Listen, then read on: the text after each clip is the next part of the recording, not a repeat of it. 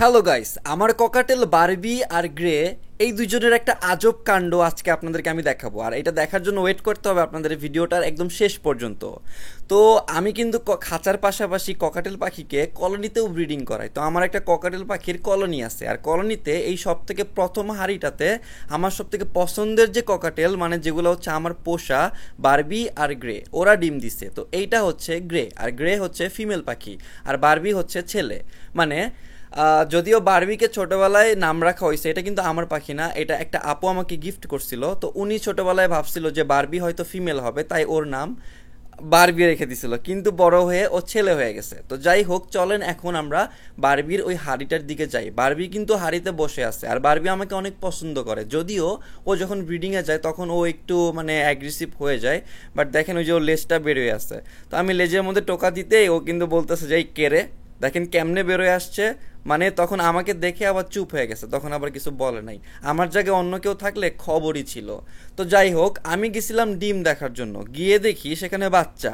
বাহ, আমি কিন্তু আসলেই জানতাম না, মানে গিয়ে আমি টোটালি শকড যে বাচ্চাগুলো ফুটছে। আর এই বাচ্চাগুলোর বয়স কিন্তু মোটামুটি 2 দিন হবে। মানে ওই যে শুরুর দিকে সামনের যে বাচ্চাটা ওইটা হচ্ছে হয়তো 2 দিন বয়স হবে, আর একদম সামনেরটা ডান পাশেরটা এটা হচ্ছে 1 দিন বয়স হবে। তো ওখানে আরও 3টা ডিম ছিল। তো আমি হাঁড়িটা নামাবো এখন। কেন নামাবো? ডিমগুলো চেক দিব, কারণ এখানে যদি কোনো ডিম নষ্ট থাকে সেটা আমরা ফেলে দিব।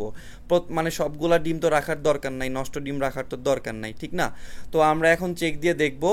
প্লাস যে ডিমগুলা ফুটছে সেই ডিমের যে খোসাগুলো আছে ওগুলো আমরা ফেলে দিব, কারণ ভালো ডিমের মধ্যে যাতে ওই খোসাগুলো ঢুকে না গিয়ে ওই ভালো ডিমগুলোও নষ্ট হয়ে যায়। এই যে ডিমের যে খোসাটা থাকে এটা কিন্তু ভালো ডিমগুলোর ভেতরে অনেক সময় ঢুকে যায়, তখন যে ভালো ডিমগুলো থাকে ওগুলো কিন্তু ফুটে বাচ্চা বের হইতে পারে না, কারণ খোসাটা তখন কিন্তু ডাবল হয়ে যায়।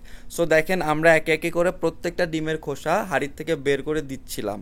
আর ওখানে 2টা বাচ্চা ছিল, খুব সুন্দর খাওয়াইছে মাশাল্লাহ। আর বারবি আর গ্রে দেখেন কেমন করতেছে। তো ওখানে একটা ডিম ছিল নষ্ট, যে ডিমটা আমি বের করছি। তো কাহিনীটা শুরু হবে এখান থেকেই। দেখেন, এই ডিমটা কোনো মতেই বারবি আর গ্রে আমাকে নিতে দিবে না, মানে ও ডিম ছাড়বেই না। ওখানে ডিম ছিল, দেখেন এই যে 2টা বাচ্চা হইছে, আর এই যে একটা ডিম নষ্ট, আর একটা ডিম ওখানে দিয়ে দিছি, খুব সুন বাচ্চা ফুটে যাবে। আর একটা ডিম ফুটতে কিছুদিন টাইম লাগবে, ওইটা হয়তো লাস্টে পারছিল, ওইটা আমি অন্য একটা ককাটেল পাখিকে দিয়ে দিছি, মানে ব্যালেন্স করার জন্য।